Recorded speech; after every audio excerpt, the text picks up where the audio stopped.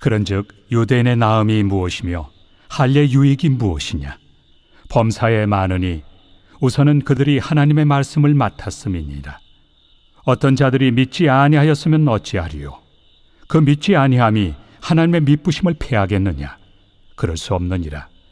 사람은 다 거짓되되 오직 하나님은 참되시다 할지어다.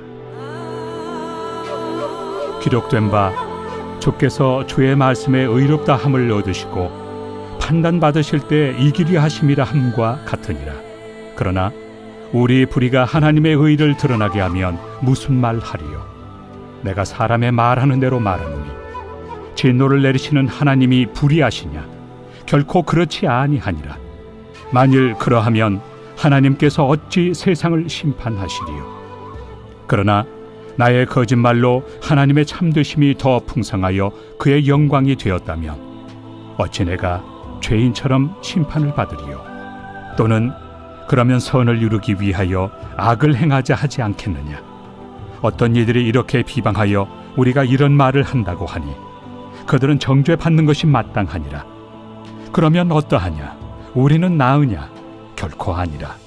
유대인이나 헬라인이나 다 죄 아래 있다고 우리가 이미 선언하였느니라. 기록된 바 의인은 없나니 하나도 없으며 깨닫는 자도 없고 하나님을 찾는 자도 없고 다 치우쳐 함께 무익하게 되고 선을 행하는 자는 없나니 하나도 없도다.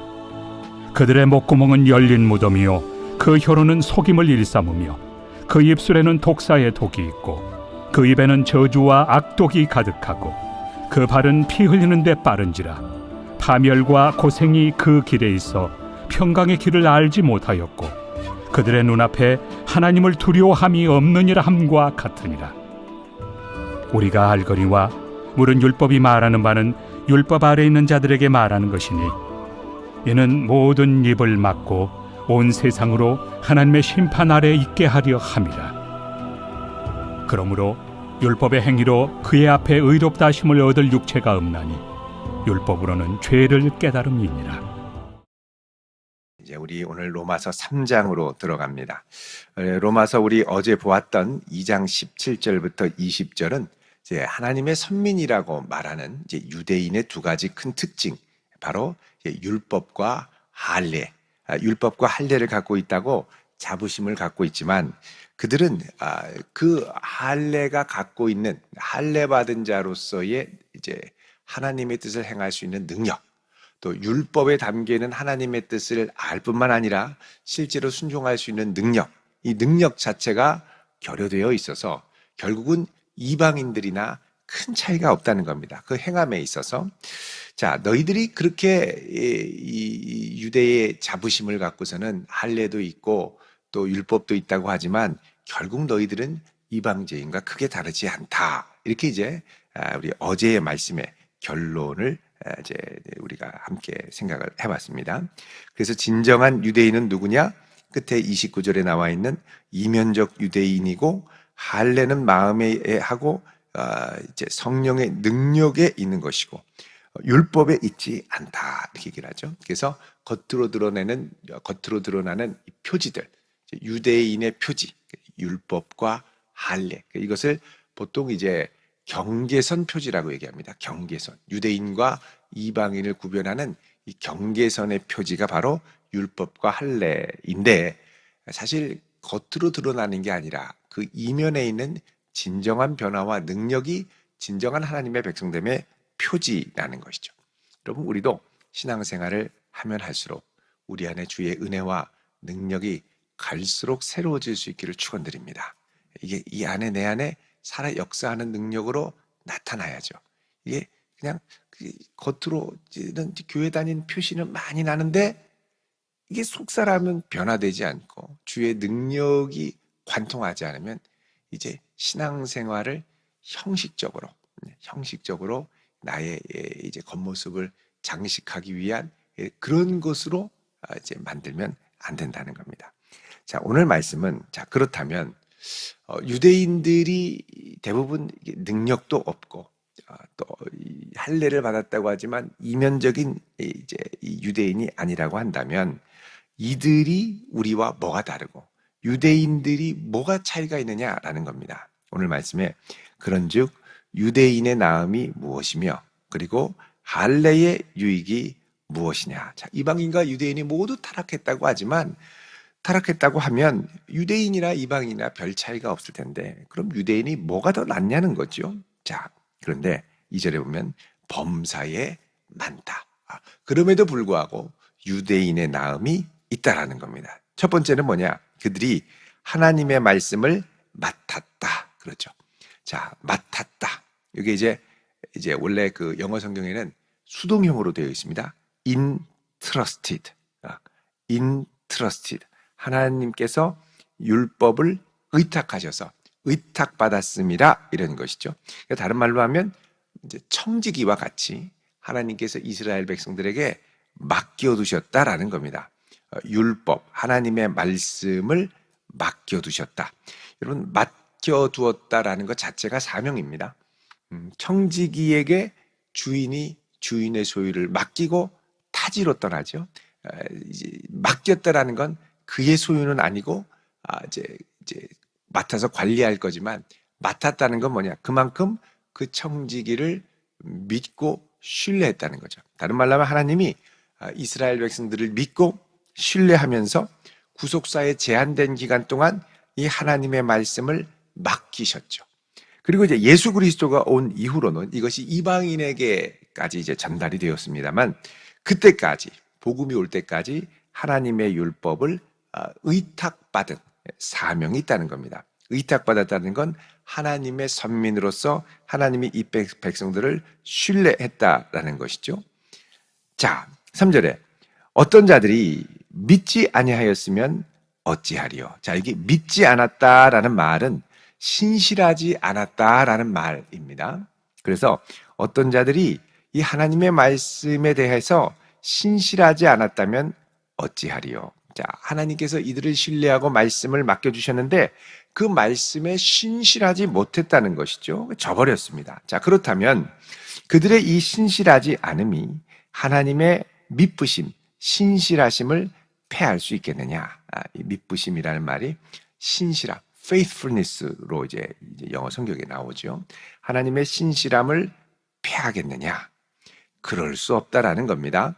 자, 사람은 다 거짓되지만 오직 하나님은 참되시다. 다른 말로 하면 지금 이 말은 하나님께서 이스라엘 백성들에게 말씀을 맡겨주셨지만 이들을 신뢰해서 이들이 신실하지 못했고 그렇다고 해서 하나님 이들이 신실하지 못하니까 이들에게 맡긴 말씀 뺏으시고 이들 멸망시키세요 라고 할 수 있겠냐는 거죠.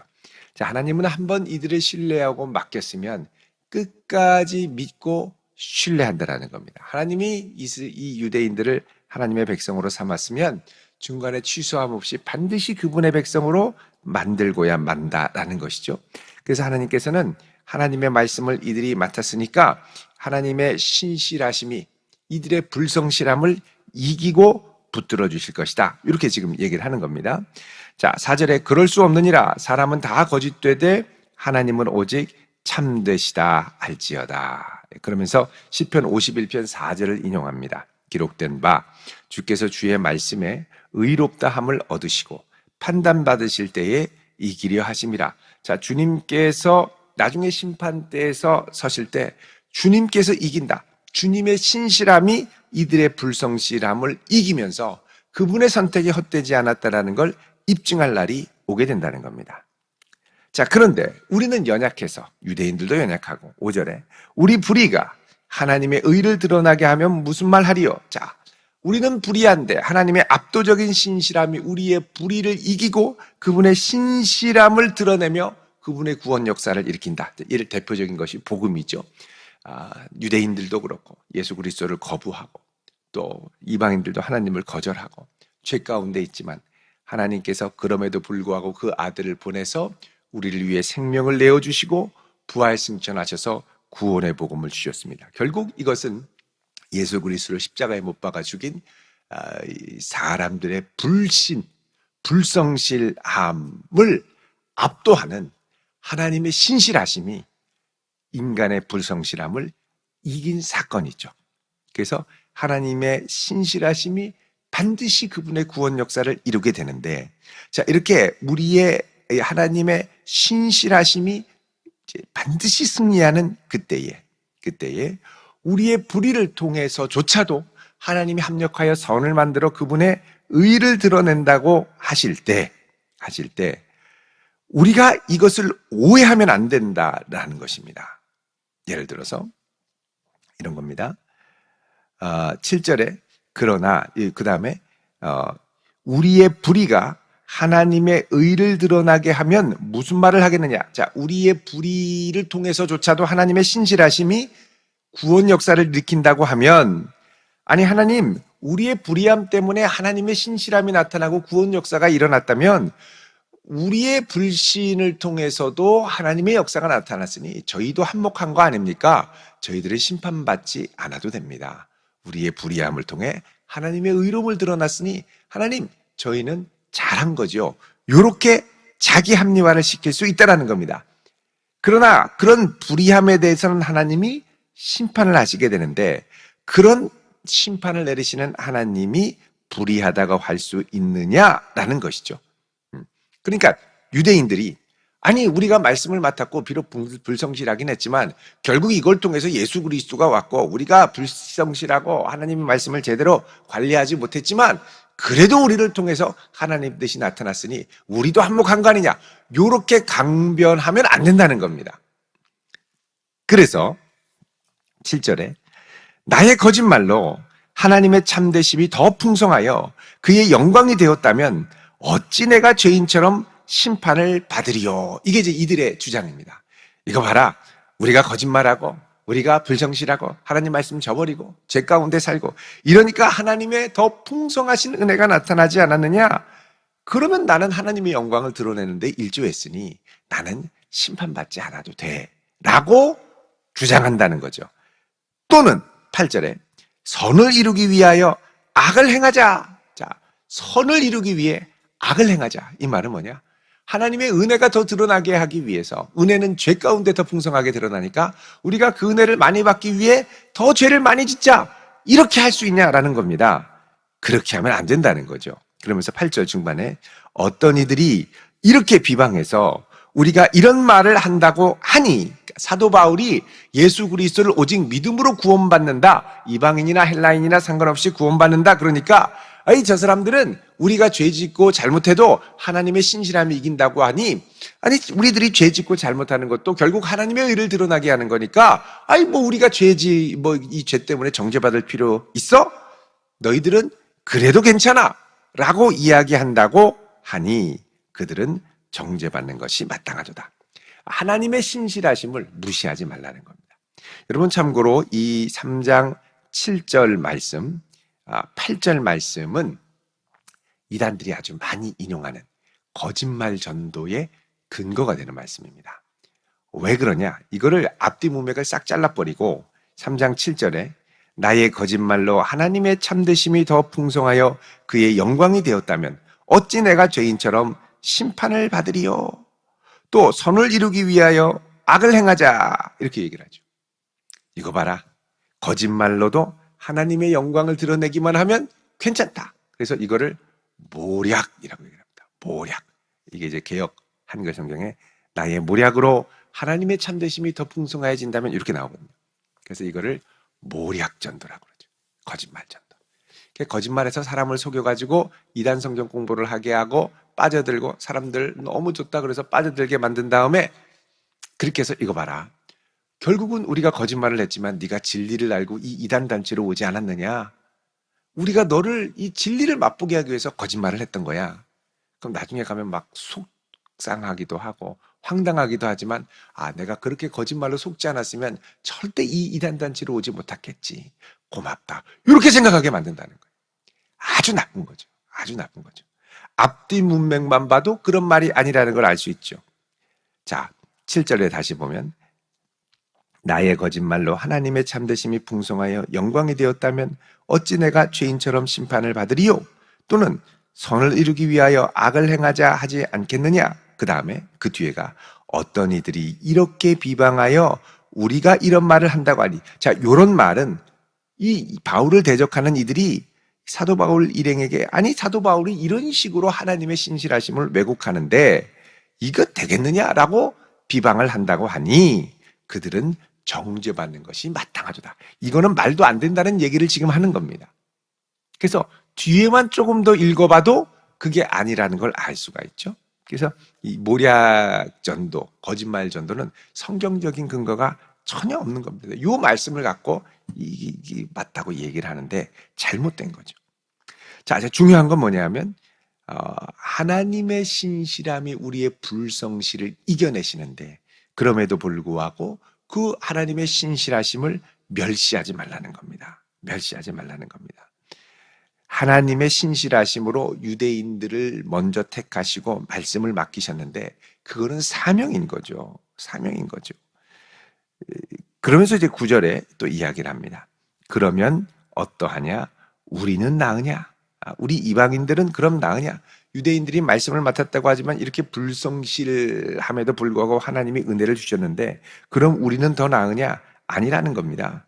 유대인이나 헬라인이나 다 죄 아래 있다고 우리가 이미 선언하였느니라. 그렇죠? 우리가 다 죄인이고 하나님 앞에 절대 드러낼 수 없는 사람들이다라고 결론은 났다라는 겁니다.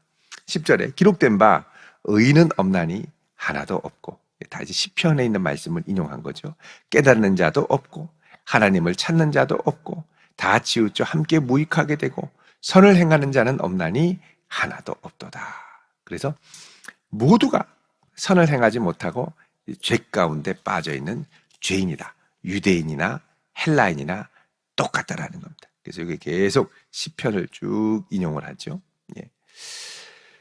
자, 그래서 이제 18절에 그들의 눈앞에 하나님을 두려워함이 없느니라 함과 같으니라. 결국 모두가 죄에 빠져 하나님을 두려워하지 못하는 그런 상황에 처했다는 겁니다. 19절에 우리가 알거니와 무릇 율법이 말하는 바는 율법 아래에 있는 자들에게 말하는 것이니 이는 모든 입을 막고 온 세상으로 하나님의 심판 아래 있게 하려 함이라. 자, 무릇 율법이 말하는 것은 율법의 권위와 권세 아래 있는 자들에게 말하는 건데 자, 모두가 율법 아래 하나님의 뜻 아래 하나님이 선포하신 말씀 안에 있는데 이것은 모든 입을 막고 하나님의 심판 아래 있게 하려 합니다. 여러분 이 모든 입을 막는다라는 건 뭐냐면 이 법정에서 명백한 죄의 혐의가 드러날 때 변명을 허락하지 않을 때가 있습니다. 그만하면 충분했습니다. 그만 진술하십시오. 그렇게 할 때 입을 막게 하는 거예요. 조용히 해라. 그래도 말하면 입을 한 대 탁 때립니다. 여러분 사도행전 23장을 보시면요. 이런 장면이 나옵니다. 한번 보시죠. 사도행전 23장. 이때 이제 바울이 이제 본인의 입장을 이제 변명하려고 얘기합니다. 붙잡혀가지고. 그래서 23장 1절에 공회 앞에서 바울이 증언하려고 하는데 1절에 바울이 공회를 주목하여 이르되 여러분 형제들아 오늘까지 나는 범사의 양심을 따라 하나님을 섬겼노라 이렇게 얘기하니까 2절에 대제사장 아나니아가 바울 곁에 있는 사람한테 그 입을 쳐라 그렇게 얘기를 하죠. 그 입을 한 대 맞았습니다. 그럼 조용히 하라는 얘기인데 바울이 이제 화가 나가지고 또 얘기를 하죠. 이 회칠한 담이여 하나님이 너를 치시리로다 이렇게 얘기를 하죠. 이렇게 해서 입을 치면요 말하지 말라는 거예요. 말하지 말라. 사도 바울은 나는 더욱더 담대히 말하겠다고 이제 말을 한 거죠. 자, 그런데 여기서는 뭐냐? 율법이 우리의 입을 친다는 거예요. 뭐냐? 율법의 기준을 들이대면 하나님 앞에 의롭고 깨끗하고 정결한 자가 아무도 없다는 겁니다. 모두가 하나님 앞에 죄인하고 선언을 받을 수밖에 없다는 것이죠. 그래서 율법은 결국 무엇을 하느냐? 그렇게 신실하신 하나님이 그의 백성을 택하시고 율법을 맡기었지만 결국은 아무도 그 율법대로 살 수 없는 율법이 오히려 도리어 우리가 죄인이라는 걸 고발하게끔 만드는 그래서 다 하나님의 심판 아래 있게 하려 합니다. 그럽니다. 그러면서 결론으로 20절을 얘기하죠. 같이 읽습니다. 시작. 그러므로 율법의 행위로 그의 앞에 의롭다 하심을 얻을 육체가 없나니 율법으로는 죄를 깨달음이니라. 아멘. 자, 이게 율법의 행위로는 하나님 앞에 의롭다 하심을 얻을 육체가 없다는 겁니다. 여기서 이 육체라는 건 하나님을 떠난 부패한 인생을 말하는 거죠. 육체라 그래서 육체, 몸뚱아리만 말하는 게 아니라 영적으로 하나님과 떨어져 있는 부패한 인생을 가리키는 총체적인 표현이 육체입니다. 그래서 이 로마서의 영, 육 이렇게 얘기할 때 영은 하나님께 속한 것이고 하나님과 관련이 있는 것이고 육은 그냥 몸뚱아리가 아니라 하나님과 떨어져서 이제 하나님과 떨어져서 사는 부패한 인간성을 말하는 것이죠. 자, 하나님 앞에 의롭다 하심을 얻을 육체가 없나니 율법은 결국 무슨 기능을 하느냐? 죄를 깨닫는다. 그럽니다. 여기 이제 율법에 특별히 행위라고 나와 있는데요. 율법의 행위는 종종 유대인의 표지가 되는 이제 그 할례와 또 이제 율법, 토라를 말합니다.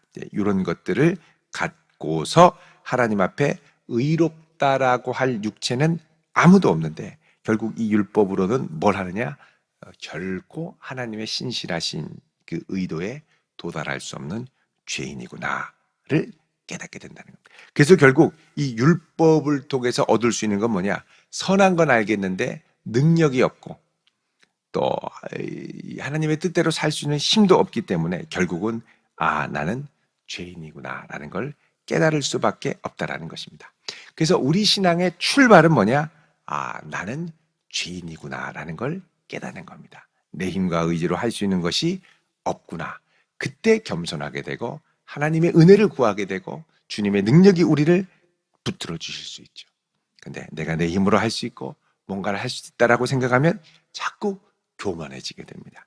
그래서 죄인됨을 인정하며 시작하는 것. 이게 우리 지난 주일에 말씀드린 것처럼 이등병 신앙의 출발점입니다. 나 같은 죄인 살리신 주님의 은혜가 놀랍습니다. 여러분, 우리의 신앙생활에 항상 매일 매 순간 이 고백이 우리 안에 진심으로 흘러나올 수 있기를 축원드립니다. 이때 우리가 주의 은혜를 붙들고 주를 의지하며 갈 수 있는 것이죠. 오늘 이 한 날도 우리 같은 죄인을 구원해 주신 주의 은혜를 감사하며 믿음으로 나아가는 성도 될 수 있기를 주의 이름으로 축원드립니다.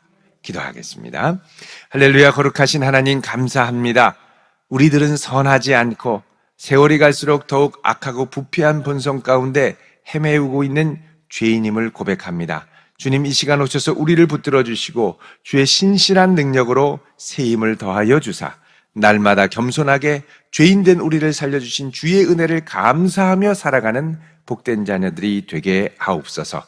오늘 이 아침도 주님 앞에 믿음으로 예물을 드립니다. 간절한 기도의 제목과 소원을 들으사 응답하여 주시옵소서. 예수님의 이름으로 기도드리옵나이다.